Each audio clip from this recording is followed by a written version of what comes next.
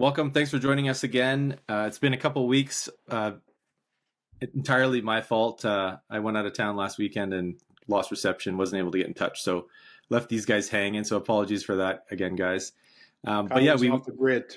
He was off the grid, Kyle. unintentionally, yeah. But we obviously have a lot to talk about. Since the last episode, there has been the federal election. I think it came as a bit of a surprise to some, but obviously a lot to talk about going forward for the new administration, new government, and specifically, how it ties back to small medium business, because I think the priorities that we've been discussing since January haven't changed. If anything, it's clear that things need to be done differently, despite the fact that this new government is in many ways very similar to the old one. So, Michael, why don't you kick us off with, I guess, the top priority or some of the reflections that you've had since the election and with the election. Yeah, absolutely. So I'll just go through some facts that I've noted down. I think it's good for our listeners to hear. So number one, there was a 68% voter turnout with a big East and West division in terms of parties voted for. We saw a big support of the Liberal parties on the east side and much more conservative blue turning out on the west side of Canada. So there was kind of that clear division. Young people, from the surveys that were uncovered, young people voted conservative, while 55 plus, which we talked about in our last podcast, baby boomers, largely voted liberal. Prime Minister Mark Carney visited the White House this week, just passed, and he began trade discussions with Trump. I don't know how well they went, but we could talk about that as well. Also, Carney is the first PM to take office without any prior elected experience. So Carney comes from a business background, served on a lot of boards, served with BlackRock, a lot of DEI positions held, but no experience at all in office. The new cabinet for the new Canadian cabinet is to be appointed on May 16th. Parliament resuming on May 26th, with King Charles actually reading the speech from the throne. And also, as you know, suiting of the Liberal government, the government has plans to spend about $130 billion. New spending is allocated from this Liberal government under the Mark Carney leadership. And I think the last thing I wanted to talk about is what we should talk about at some point in this discussion is the new NAFTA negotiations. And also there's what was the name of that other trade agreement that we have with the US right now? Cosma? Cosma? CUSMA, yes. Yes. So I think at some point we should talk about CUSMA, because there has been, CUSMA has remained relatively unscathed. So we should talk about that. But those are some of the high level points. Obviously, we want to tie it into how it's going to impact businesses and what Canadians should come to expect in the next few months as this new government, I shouldn't say new old, as you said, Andrew, new old government comes into power. We should include the discussions that I'm hearing locally in Alberta about secession now that the Liberals have formed government again, because it's actually a pretty big deal. And just quickly, I don't know if you guys have read anything about it, but our premier has tabled amended legislation to reduce the requirement to essentially force a referendum on a topic. So previously you required essentially an insurmountable number of votes, petitioned votes, I should say, petitioners, in order to compel a referendum on a certain topic. And the premier has tabled legislation that would dramatically reduce that number to the point where it's almost guaranteed to happen. And she's actually already suggesting that she's convening a committee to review the topic in light of the likelihood that we're going to have a referendum on it. And there's all sorts of pros and cons from either side, but it's interesting because it's picked up a lot of steam. And even friends of mine in BC or in Ontario that aren't particularly happy with the new government, they're saying it's kind of, should we move to Alberta? Is this something that we should take seriously? So I find that kind of interesting, but there's a lot of animosity, we'll say, in especially the West, but definitely Alberta with the new administration. So we'll have to keep an eye on that. We've been hearing a lot about that, and that's kind of the trending topic right now, about moving to Alberta. That's the last conservative base in Canada. I think they did a pre-survey before the election, and 30% of Albertans said they would support a referendum should the Liberals regain power. I thought it was 30% would support joining the U.S. So I read one similar to that was like, yeah, there was the percentage of Albertans that would want to join the U.S. or become essentially the 51st state or whatever the verbiage was. But yeah, it was huge, and that was before the election. That was before a lot of the tensions were inflamed. So yeah, so it's going to be interesting. Let's talk about that. So I talked to a few people briefly about it. Some of that went through the referendum, or didn't go through the referendum, but when it was being proposed in Quebec, and apparently there's a lot. Well, as you would imagine, there's a lot of red tape, a lot of bureaucracy, and there's a lot to take into consideration when doing it. However, if it were to happen, what would it mean to the rest of Canada? So if Alberta separated from Canada, what would happen to Canada? Well, I think the biggest interesting point for me is it came along with the discussion of Alberta pulling out of the Canadian Pension Plan. So for listeners, especially from the US, the Canadian Pension Plan is essentially a federal retirement program. So all of the provinces, all the employees across the country pay a portion of their salary, their income into this federal pot of money, very similar to Social Security. And obviously we don't own it. So if you pass away before you're a certain age or whatever, you lose that capital. But Alberta, so Quebec, actually, there's a couple provinces. I believe Quebec is the only one. You guys in Ontario don't have your own, do you? You have your own provincial police, but you don't have your own pension plan, I think. Anyways, Quebec has its own pension plan. And Alberta, for a number of years, have been trying to politically kind of not separate, but essentially retain a little bit more autonomy and independence when it comes to these types of programs. And I think part of it was, we've also talked about it in the past as a bit of a negotiating tool. And I think that's true. Anyway, so when that assessment was done, the province paid a large accounting firm to do an assessment to see how much money of the current pot in the federal government is essentially owed to Alberta. And the number surprised a lot of people, partially because it was so high. It's almost 50% of current assets.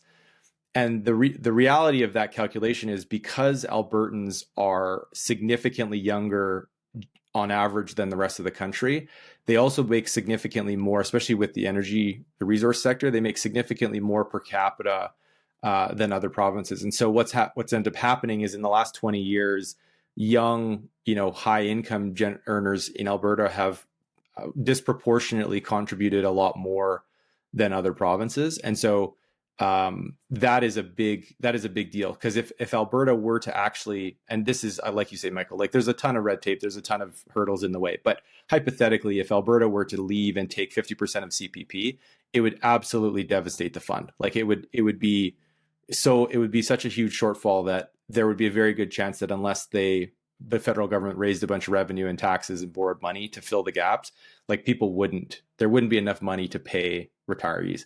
And so that's, I think, a major concern. And that's just one of them. Like, there's obviously, challenges and negatives in the sense that if you separate and you have to start paying for all of the things, like, again, like a provincial police force, border security, whatever, there's a lot of extra costs. But I think the stuff that I've read, it's kind of like, this is a drop in the bucket, considering how much revenue we send to Ottawa to be redistributed. Like if we were to retain all of the federal income tax and all of the distribution payments and health spend and all that kind of stuff, like it's a drop in the bucket to essentially print some passports, as some people have said. Interesting. Yeah, well, we talk about strengthening this economic union. Well, not much of an economic union right now. It's just Canada, strengthening the Canadian economy. This would just make it even weaker if we start, slicing up the pie. And right now our resources are combined. And I think there has to be that. I know there's differences in parties, but Canada needs to remain united and try to work towards, making this country a formidable player, especially in the G7. Like we're in the G7. Can we remain in the G7 if we continue to decline and separate? Will Canada be considered a G7 nation at that point? I don't know. I don't know. Question. Question. And there's no and we have to, I think Canada needs to go the opposite way. It needs to be doing more business interprovincially. And we talked about this, Andrew, yesterday, and how interprovincially there's so much regulation and burden and protectionism. There's actually protectionism from province to province. We need provinces to support one another and kind of look at this as a Canada first, rather than, we're from Ontario, we're going to look after Ontario, we're going to look after Quebec. We should be supporting Canada. No, I That's my agree with you, thoughts. What do you Mike. think, Andrew? I think I think these are definitely uncertain times that we're going through, with potential of Alberta referendum on the horizon. We don't know what's going to happen there, but definitely being united, being part of Canada, I think we definitely have opportunities. I think these are opportunities that we can discuss and really focus on, right? And part of that opportunity is is for us to boost productivity, so produce more and buy Canadian and produce more products, and really, part of Canada is that we've always been a very service heavy sector, right? Like we've always been very heavy on the service products that we export to other countries. So really focusing on that, boost productivity, implement AI as much as possible across the board, and really kind of ramp that up and just put Canada on the global playing field, right? And really push the trade routes. I think you brought up a great example, Mike, with interprovincial, right? That's one, and I would open up new trade routes with other countries, because I think there's other buyers in the world that are looking to buy Canadian stuff, right? We have a lot of natural resources that other countries need to produce. So I think this is both uncertain. It's definitely a lot of turbulence, but there's also a lot of opportunities that I think Canada can really seize and really kind of put them on the global playing field here. Yeah, since the announcement of the Trump tariffs, there's been a massive uptick in exports to other countries. I think China being one of the leading ones. We're now shipping a lot more energy. And Kyle, you might know more of this than I do, being from Alberta. But I heard that China is now taking on, or Canada's shipping a lot more energy, unrefined, I believe it is, unrefined oil or energy, either natural gas or oil, to China. It's up like 100, is it three-digit percentage points. So I haven't read that, and I would question if it's unrefined, because I don't know that they have the refining capacity for heavy crudes. And that's part of the big thing with our dependence on the U.S. is the type of oil that Alberta predominantly produces. There's a bunch of light crudes and byproducts and so forth, but for the most part, the refineries in the Gulf that were initially built for Venezuelan heavy crude are really the only destination for refining. And then they would ship the end product, the outputs, via typically Louisiana or wherever. So we don't have a couple things. So we don't obviously have, I don't believe they have refining capacity. I could be wrong. But the other thing is I don't think we have a lot of infrastructure to Tidewater. So I don't know that we have like the ability to scale exports to China or anywhere else that requires shipping, because otherwise we already would have done it. So I don't doubt that it's increased, and it could be triple digits, but it's probably from a very small starting point. And I don't know that it's going to come anywhere close to replacing. There's something like 50 transportation lines between the Canada and the US right now. And obviously they're wanting to put in stuff like Keystone XL and, Trans Mountain's going west, but there's a lot of demand for infrastructure and shipping, because there's just, it's supply constrained right now. There's tons of demand globally, especially Europe, but we just can't get it there in the quantities that we need to. So where does the transatlantic go? I would imagine across the Atlantic. Yeah, so it would go. The challenge with the Atlantic side, though, is that we need to get the energy to the Atlantic coast. And right now, for example, in order to supply Ontario and Quebec with energy, we actually go through the U.S. That's the conversation around Line 5 with Michigan, because it goes through Michigan. And if Michigan were to essentially shut off that pipeline, which technically they probably could, it would probably be breaking some agreements, but it's in their land. then it would cut off the supply of energy, Canadian energy, to Eastern Canada. And so there's been a ton of discussion. This is the big, talking point with Quebec is Quebec has always said no pipelines through Quebec. Well, in order to get to the Atlantic, you need to go from Alberta through all of the provinces to the Atlantic coast. So we would need to get Quebec on board. Otherwise, it needs to go through the U.S. It needs to go south over and then back up, which is probably more feasible. And the U.S. has definitely been a lot more willing to build infrastructure capacity like that. So we'll see. Interesting. So let's tie it back then to this new government coming in, new old government, and how should Canadians and businesses position to capitalize on this government, to be in a position to gain rather than to lose? One idea I had, I'll just kick it off. I read somewhere that the Liberal government, and it's kind of typical of liberal governments, they're going to increase spending and put more staffing into the CRA, so that they're allocating more budget towards the CRA and bringing on new bodies. I'm sure you love that, Kyle and Andrew.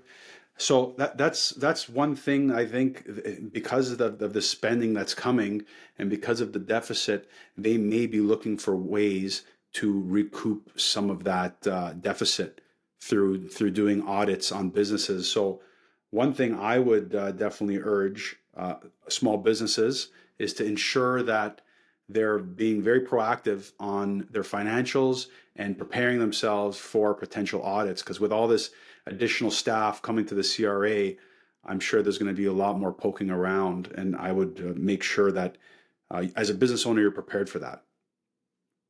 I know we're doing our part here at Boardwalk to ensure that everything is on the up and up, and everything is, we've crossed every T, dotted every I, so we're prepared if we ever enter any kind of audit situation. Yeah, I don't know. Like I really question the rationale with adding a bunch more public service staff, because like we have already 1 in 4 people employed in this country are paid via the tax dollar, and so I think there's going to be a tipping point in the future, in the next, let's say 10 or 20 years. Because I think the statistics are that in the next 10 years, the last third of baby boomers that are still in the workforce are going to retire.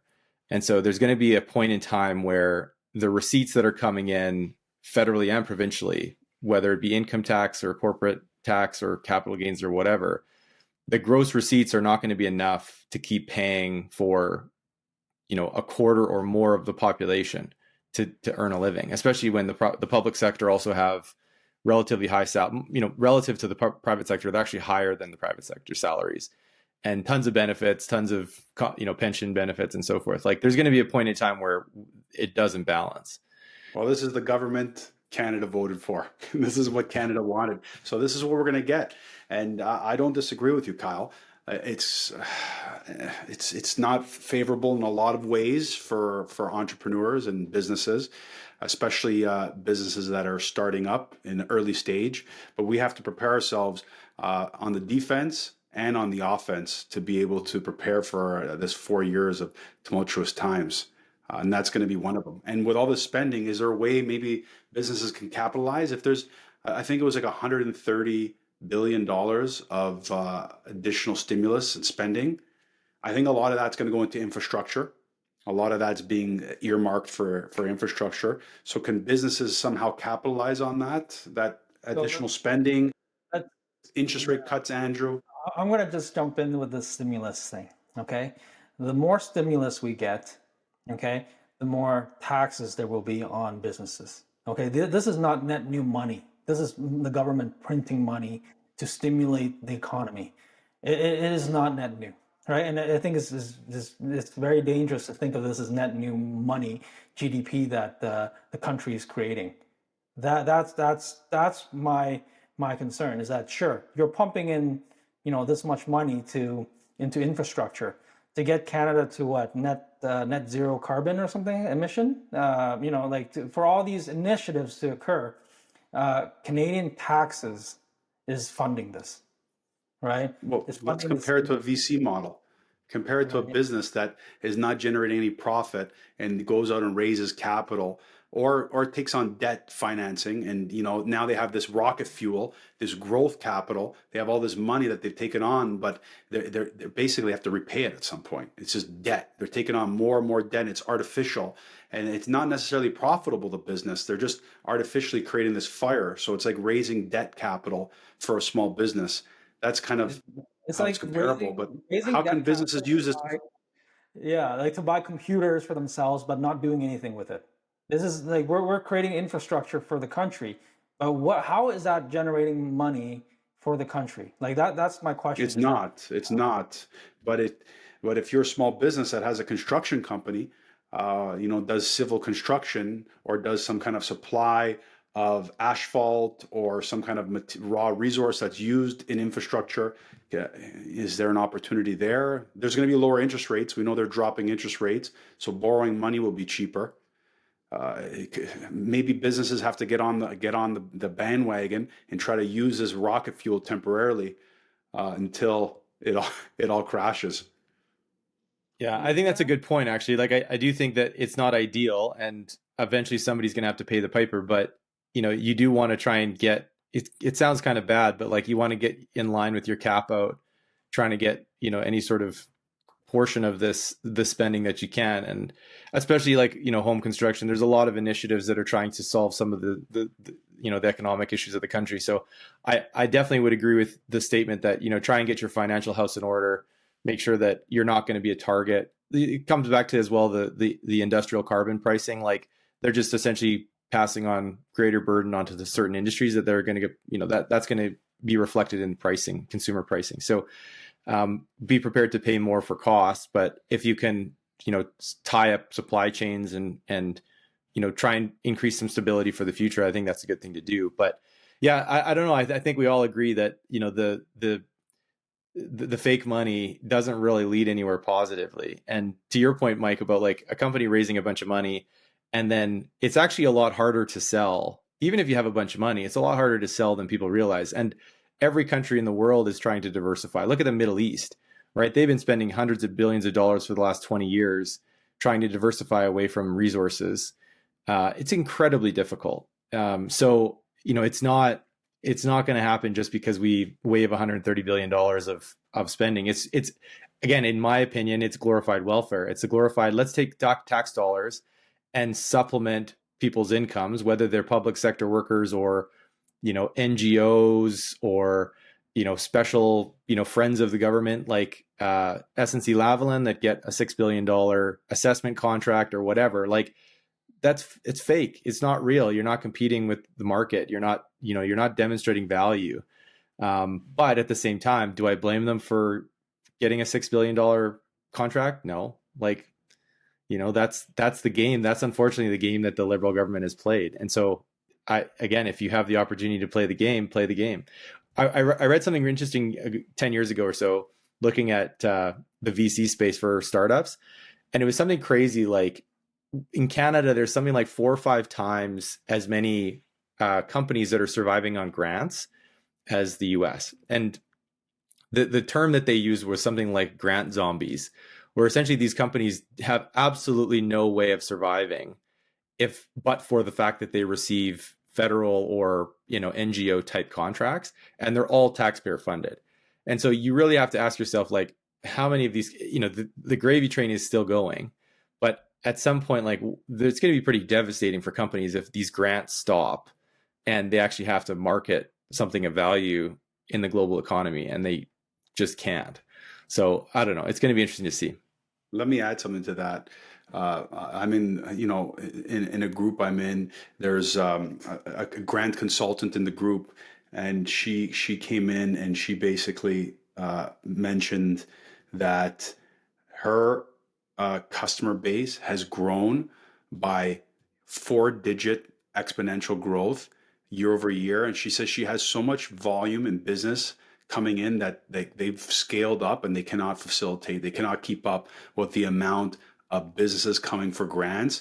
Like it's crazy. She's like stressed to the max because she can't keep up with the amount of Canadian businesses applying for grants. So it supports what you're saying, Kyle. It's true.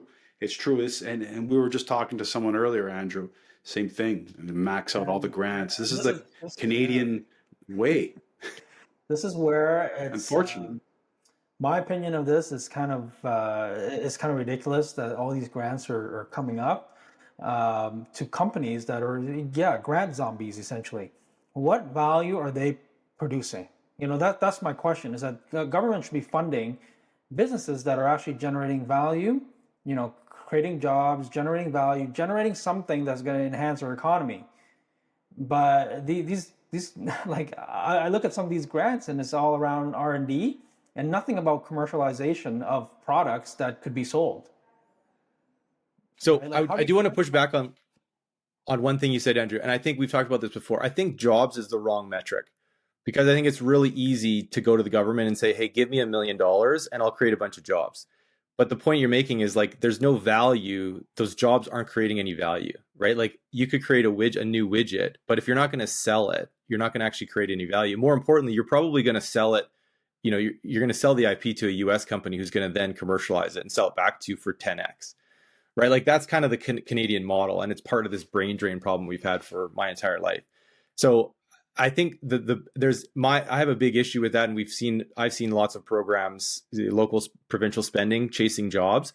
I think it's the wrong metric because again, every time I can't remember what the theory is, but essentially the second that you start as paying for a certain metric, that metric becomes obsolete, right? Because it's artificial. And so, chasing jobs isn't what we should be doing as government. So yeah.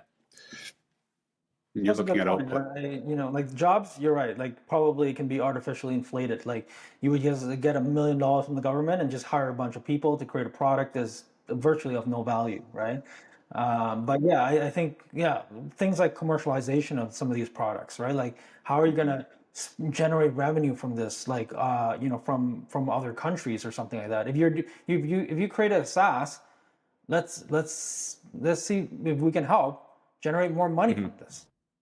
Like we put in all Yeah. this money to Revenue. R&D, but what happens after? Yeah, because Right, jobs don't contribute to GDP. I guess the revenue does, correct? It's just revenue based revenue, commercialization and revenue that factor into GDP. Well, I think it's an interesting calculation because again, if you're creating jobs, let's say you have $1 million and you pay $1 million in income to a staff. So let's say on average they're paying, to make it easy, 50% income tax. So you're getting back half of the money the tax dollars that you put in, but that's not new money, right? That's old money. So essentially you're losing 50% of the tax dollars that you've invested, let's say, into this idea. But where is that going? Right? Well, it's going obviously to supporting, it's the money that they would keep, they're spending it on groceries. You're essentially pumping the economy, right? Again, that's where I come back to this sort of glorified.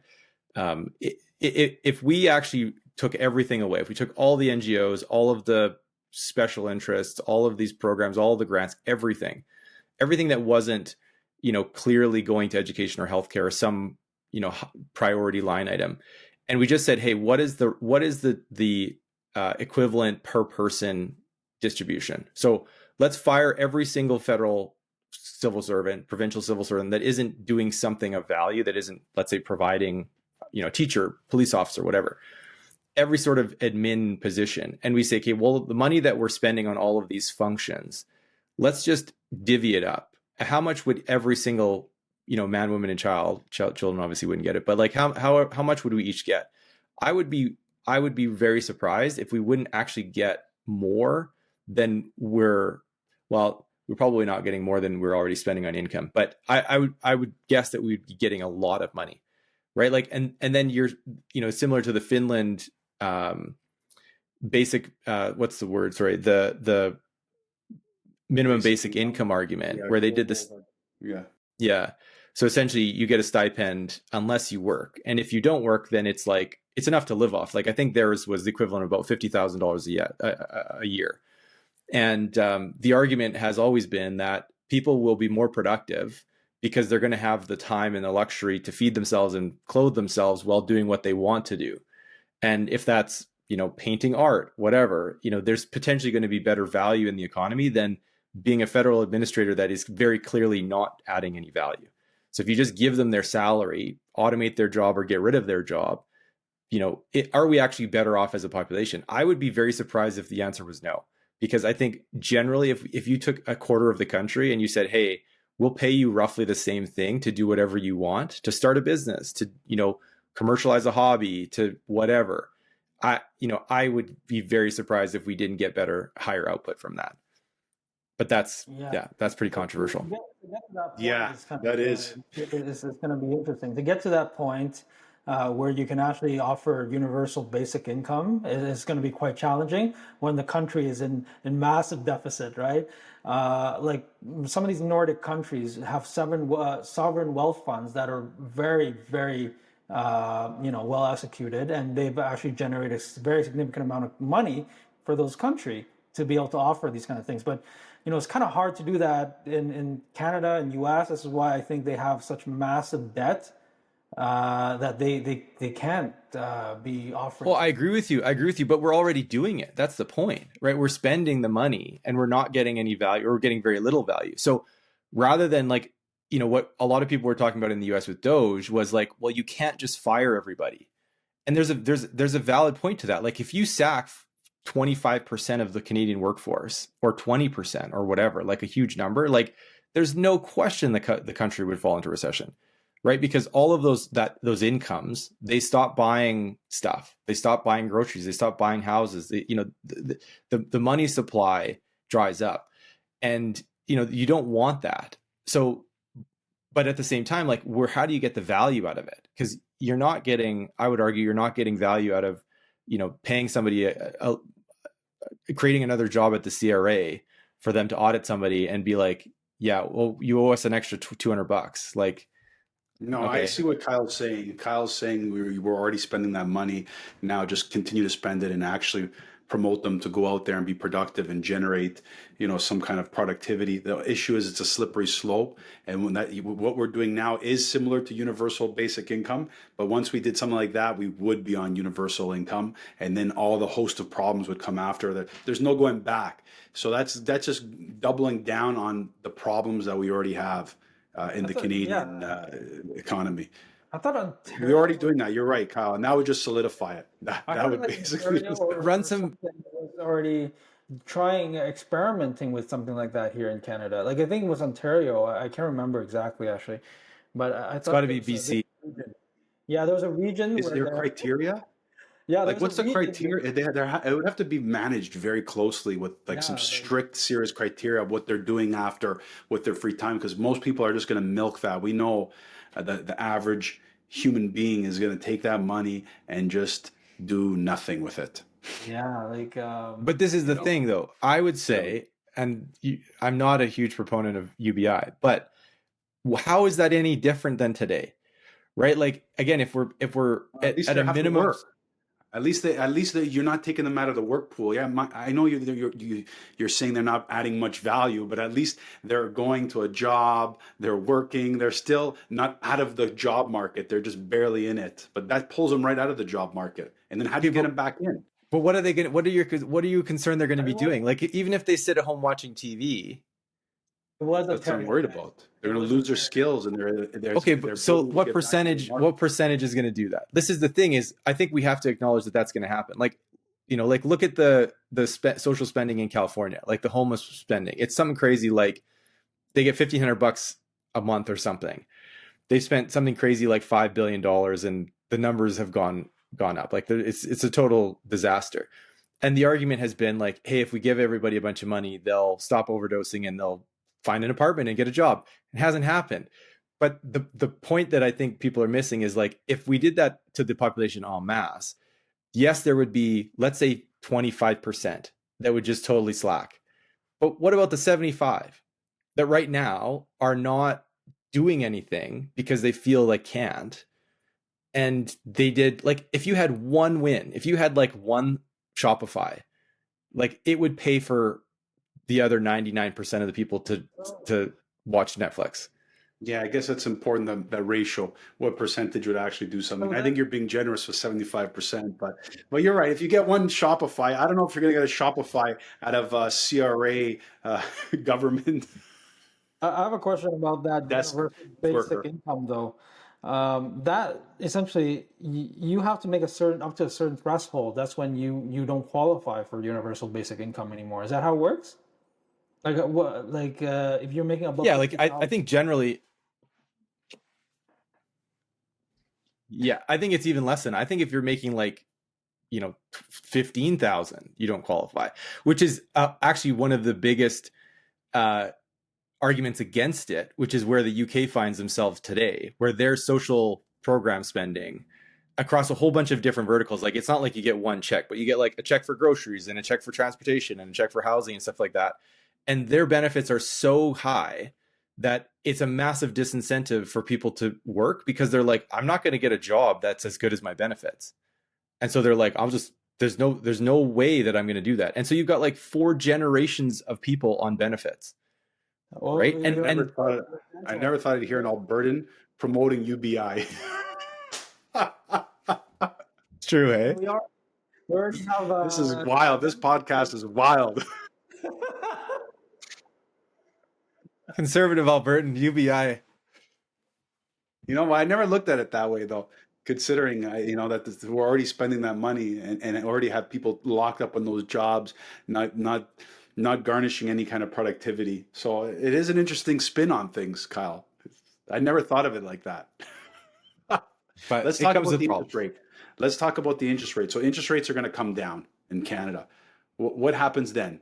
Are people buying houses again? Like the housing market has taken a beating here. We know that. Are people going to start buying houses again? Are businesses taking out loans? Are there going to be acquisitions? What do you guys think? I've got a quick question for the group.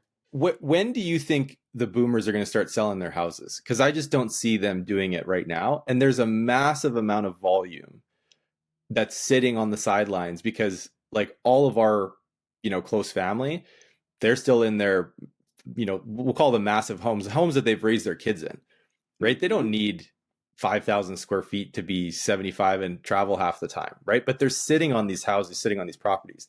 So when do you think that that's going to change? That's a good question. I Yeah, that's a really good listen. question. I think Andrew, there's you a want to start? Or you want me to massive. start? Well, yeah. Let me just comment on that. I think there's a massive like group out there, like millennials and Gen X, that are having a difficult time acquiring larger homes. So I think eventually these homes are going to get passed down to the next generation, and then they're going to sell their home. Like, listen, if I was a millennial, well, I am a millennial. If I'm living currently in a 500 square feet shoebox, um, and I inherit a 4,000 square foot home, well, I'm going to sell my shoebox and I'm going to move in that house. So I think inheritance is Yeah, gonna but is gonna pass down these homes. I don't think they're going to be sold on the market like we're anticipating, because they're going to need a place to live and they need to upgrade. They can't live in a condo. That's what I think. I think inheritance is going to play a big role. What do you think? okay, that's good. So that's a good angle. So Andrew's saying that, because Kyle is leading to the fact that there's going to be a massive supply of larger homes coming to the market as the baby boomers downsize. But Andrew's saying that a lot of it will move through, passing down to the next generation inheritance. That's a good point. I'm trying to think about this. And how about for the baby boomers that maybe aren't as financially well off, that have a lot of their savings tied up in that house and need to realize the capital from that house? Maybe are those individuals are the majority of them going to sell, or maybe that's an arrangement where you can move in with us, and now the children are moving with the baby boomers in this big house. I don't know. I think I don't know. if you That's look a at good point. Yeah, you look at other countries, like I'm going to take Vietnam, for example, where the salary is so low that it makes it virtually impossible for any of their kids to purchase homes because the home prices are very high, right? So you're going to I think we're going to start to see multi-generation like residences. Like I think people are going to live with their parents and their grandparents. I think that's That's what I'm thinking because they need the support too. Yep. Yeah, I think Yep. you nailed Have you it. guys ever heard of a viager? No. So I came across this a few years ago. So this is a very French word, very French concept, but it's essentially a spin on a reverse mortgage. So for those that don't know what a reverse mortgage is, essentially the bank, if you're a retired person, you have an asset as a house and you want to get money out of the house, but you don't want to sell it. And so what you essentially do is you give title to a finance company or a bank, and they pay you essentially rent to own until they've paid out the equity value of the sale price of that house. So uh, it's just the exact opposite of paying a mortgage for 20, 30 years. A VIJ is interesting because it's very similar, but what they essentially do is almost like an annuity contract or a life insurance policy where there's a bit of risk. And what it involves is essentially if Michael's the retiree and I'm I can't remember what the name of it is, the person that comes to purchase the house. Um, I go to Michael and I say, hey, I will pay you a lump sum and I will pay you a certain amount of money per month as long as you live. Right? There's no end in date. And it is not based, like my calculations are going to be based on what I feel the value of the home is, but it's not based on equity. So it's not like at some point in time the money runs out because the home equity I paid more than the house is worth. It's a lump sum till death. And it's really fascinating because I like the risk element of it, where if Michael were to pass away tomorrow, I would essentially get this asset for very little because I have not paid. I've paid them the lump sum, but I haven't paid essentially the rent or the mortgage payment. Inversely, if Michael lives to be 150, I'm way out. I'm in the red because I've paid him far in excess of what this asset is worth. But it's interesting because as part of the contract, it's a guarantee that Michael will be able to live in that home, should he be able to, as long as he is alive. The money will never run out. And so from a retirement benefit, I think it's going to pick up in interest because to your point, Michael, there are going to be a lot of Canadians that are entering or just in retirement now where their main asset is their home. And if there's any risk that that asset will drop in value, it will have catastrophic impact on their retirement, especially post 80, 85, depending on what the calculation looks like. So I think it's going to be interesting to see if there's a subset of the economy or the demographic that is retiring, baby boomers that are saying, hey, I need to enter into this sort of an annuity agreement and I'll live off the rent. I'll live off this coupon. And if I die early, sucks. I won't have anything to pass on to my next generation. I won't have this inheritance to pass on, what Andrew's talking about. But at the same time, I'm protected. If I outlive my current, calculated retirement benefits or my savings, I won't get kicked out of my house. So it's going to be interesting to see. I think that's a really interesting concept. Wow, really interesting. Yeah, that's neat. And they're doing that right now in France. They're doing it here, from my understanding as well. It's very niche. Viager, Viager. I'll have to look. That's a good idea for a startup, by the way. Any Canadians out there looking for a fintech startup, get it going. I like that. But yeah, I think that's really appealing for the boomers, especially those, like you say, that are not going to have the lump sum. And to Andrew's point, I 100% agree. There's going to be a huge amount of wealth. I think it's historical, right? Like more wealth is going to be transferred and inherited, boomers to millennials and Gen Z or whoever, in the next 25, 30 years than in history. So it's going to be interesting to see. But I would also wager that there's a lot of those houses, like especially if you've got multiple kids, the kids are going to sell the house to split the money. They're not going to go and move in. And if, like, for me, for an example, like I already have a house, like it's not lavish, but like I don't need my parents' house. So I saw my sister and I would sell it and, buy a boat or something. I don't know, like you'd get on with it. It's a good point. Or rent it out. Point. And then if they did do that, then a lot of homes, a lot of homes would enter the market. So I don't know. There's a lot of variables on housing then, with interest rates coming down, baby boomers entering that point of needing to downsize. A lot of variables. Hard to call what's going to happen here. Yeah, but to your point, original question, like low interest rates typically mean spending, right? Like people borrow money, they buy bigger houses and all that. and it's just going to keep I think it's just going to keep pumping asset prices. You know, I don't see us fulfilling the housing demand, and we're going to keep, you know, importing at least, I think I read at least 1 million people a year immigration wise. So there's still going to be massive demand for housing.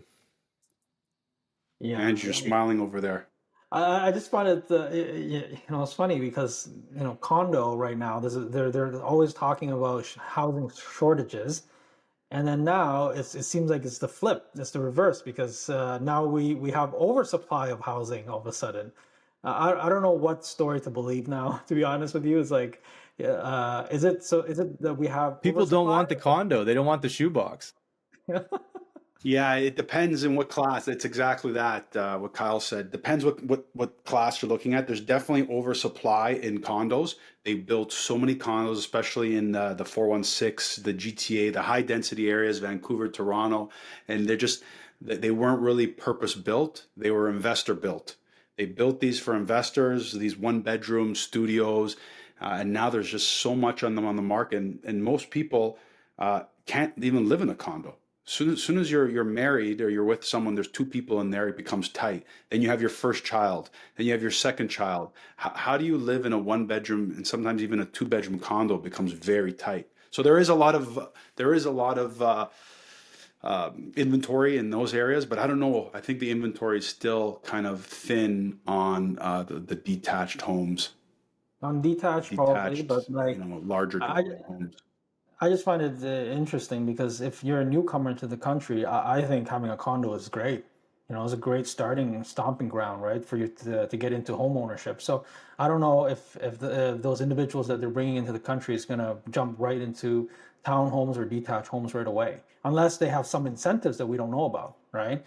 That's the So other one thing. thing that I was, Yep. Go ahead, Kyle. yeah, like I think another thing that's gotten away, especially Toronto, Vancouver, is pricing, right? Because like you say, Michael, like these are investment properties and people are trying to amortize, or recoup a large portion of their mortgage costs with rent. And like, if you can't find a new immigrant that's willing to pay $4,000 a month, like you're not gonna be able to rent your condo out. And so I think that's where some of the correction has happened, is that the prices have just gotten crazy for a 500 square foot, one bed, one bath, downtown Toronto. They did, but they've corrected a little bit since then. Recently, Andrew, like a one bedroom now, apparently, It's uh, not too bad. It's I about think you can get it for like a 550. couple $1,000s now. Oh, you're talking about the How rental? much? Rental? You're talking about Yeah, rental? rental for like a one bedroom condo in the city. Yeah, What's it I going think for now? it's about 2,500 or so. Like, yeah, about between 2,000 See, and not as crazy as 2,500. you think.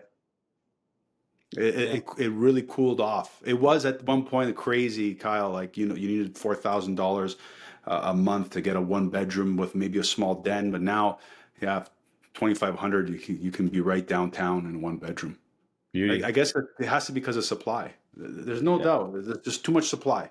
Yeah. Yeah. And with this new Well, government, and then that, again, the next question is like, what are the, yeah, sorry, I was gonna sorry, say, Andrew, with go this new ahead. government, there was a lot of discussion about housing, affordable housing and all that stuff. Like, I always had this question in my head. It's like, we're talking about affordable housing. Is it talking about home ownership, making home ownership more affordable, or is it just affordable living, as in like more apartment buildings, like that are low for lower income? Purpose built rentals. Yeah. Like, what are Yeah. your guys? What are your thoughts on that?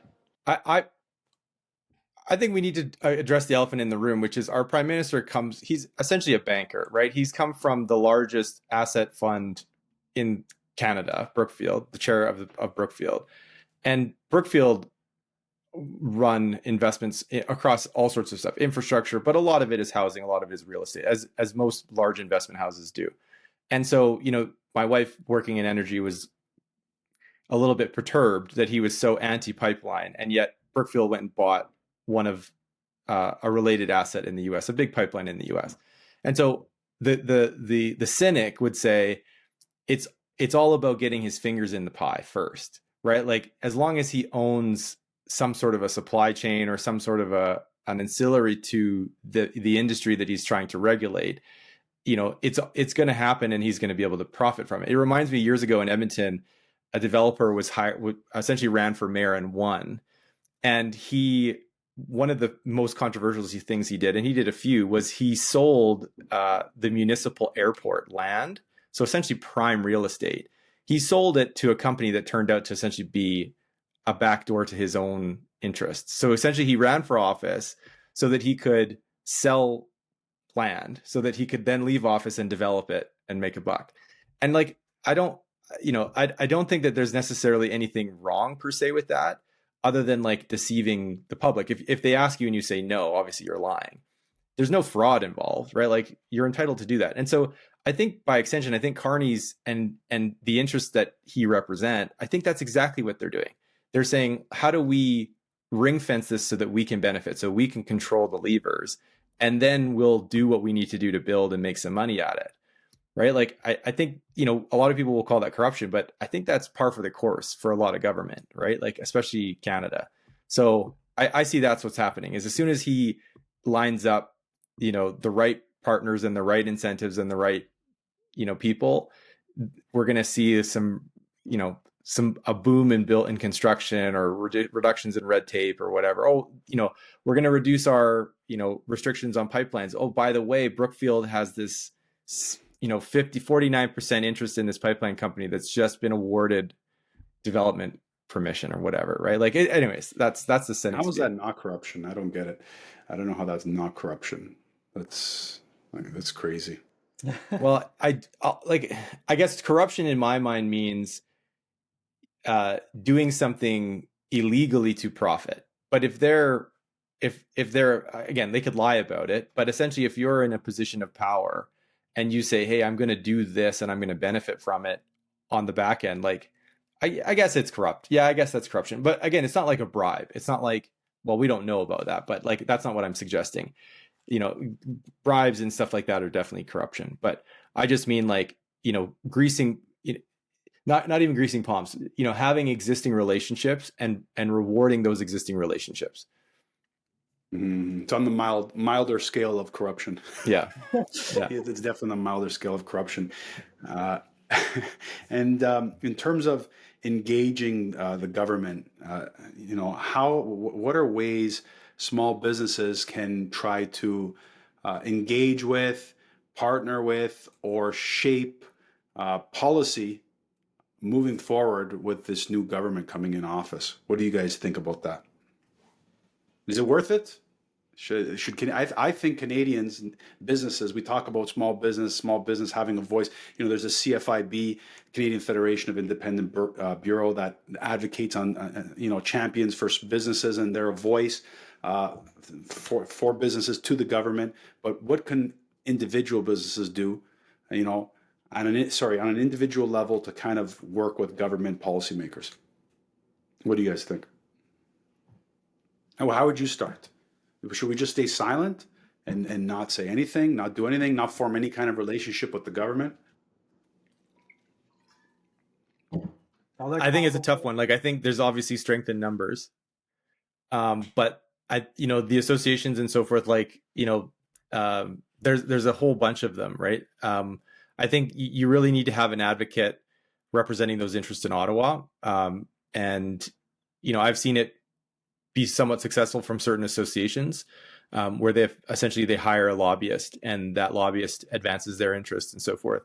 But I think the only way you really get someone's attention is if you do it in numbers, and you either threaten a large chunk of their interest, or you're able to direct capital and purchasing power in a different direction.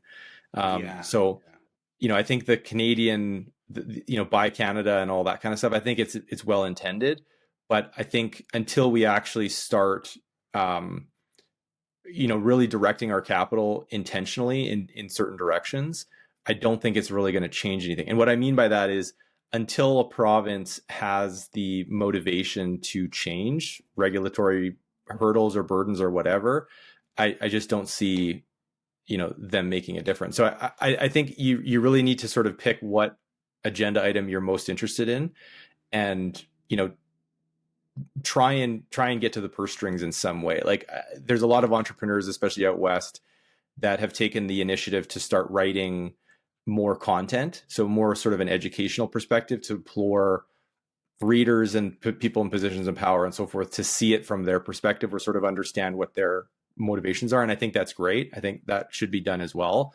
But I think what would be really impressive is if they all got together and said, and I struggle with the stuff like boycotts and so forth, but if they all got together and said, hey, we're going to direct our funding in this way, or we're going to direct our spending in this way until this changes, I think that would have a far greater impact. And again, the sort of, network effect and economy of scale, you'd start to get a lot of other people doing the same thing. And again, like we saw that with the tariff talk, elbows up BS, where, start buying Canadian whiskey instead of Jack Daniels. And it's like, okay, it hurts Jack Daniels, and it does. Like, what are they going to do about it? Right. Like, and that's kind of what I don't like about the whole boycott thing is it's like, they're not making the rules. So let's, be careful about who you're trying to hurt here. But I do think that's got to be the way forward for a lot of people. Good. That's a good point. Andrew, what do you think? I think if You still with us? Your connection's pretty bad there. is it bad? Can you hear me okay? It's like dropping off. It's getting worse and worse. Yeah, I could hear you barely. Yeah, barely. Yeah, bad connection here. I think you're at the side of the mountain. Yeah, I was going to say.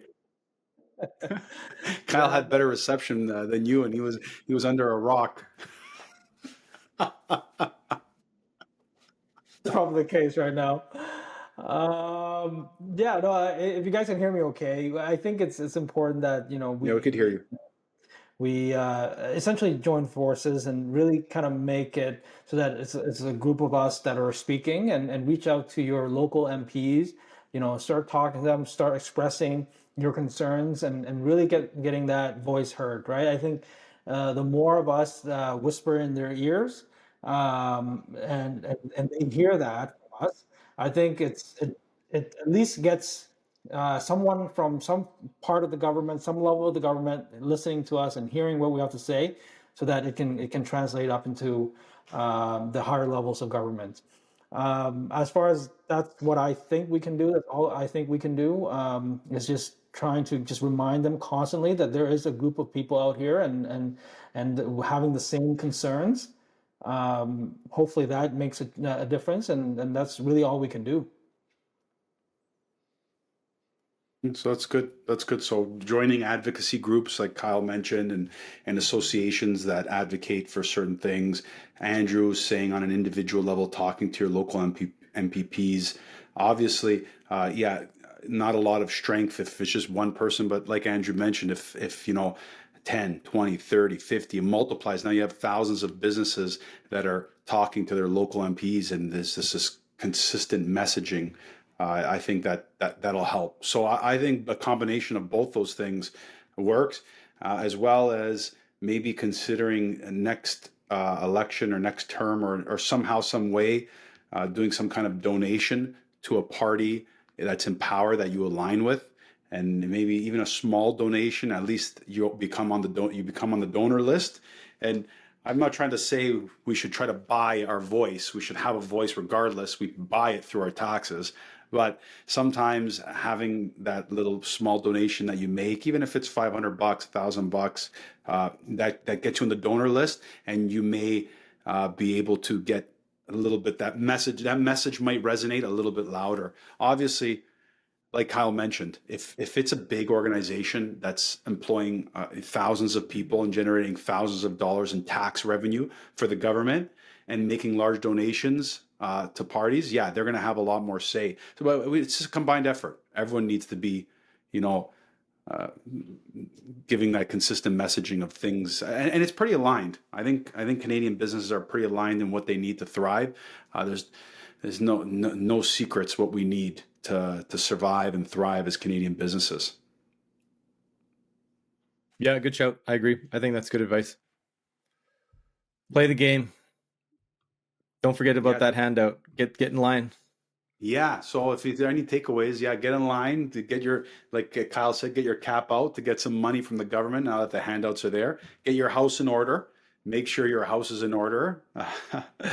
and also just get involved with politics, because as we've seen, 68% voter turnout. Yeah, it's pretty good, but not amazing, and lots of division in terms of the parties that the Canadians voted for. So I think there needs to be more say from people that have a large stake in where this country is going, and I think business owners are the key, in my opinion.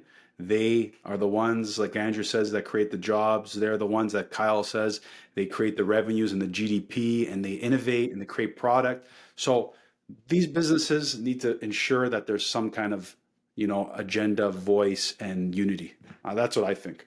Yeah, I should actually be serious. So the whole cap out stuff is really wrong. So in all seriousness, if you're building a business and you're focusing on growing something, you really need to do it in the competitive scope, and that means not even avoiding, but you need to be conscious of the fact that you need to be competitive. And I think for Canada, the way that we move past this is the only way we move past this is by actually creating competitive businesses that succeed on the global marketplace and win contracts and win deals because they're better, not because they're surviving on subsidies and grants and so forth. So I think it's I understand for people that need to pay costs, pay expenses and keep their people paid, that it's really attractive, and to try and get a piece of these sometimes very lucrative contracts, but try wherever possible to make it without it, and sell outside of Canada, sell internationally, sell to the States,